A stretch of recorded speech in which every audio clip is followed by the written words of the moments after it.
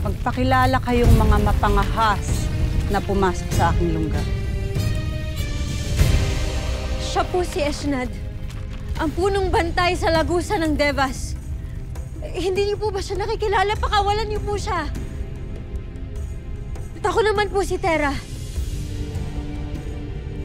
Sangre, Terra. Kailangan niyo pong sumama sa akin.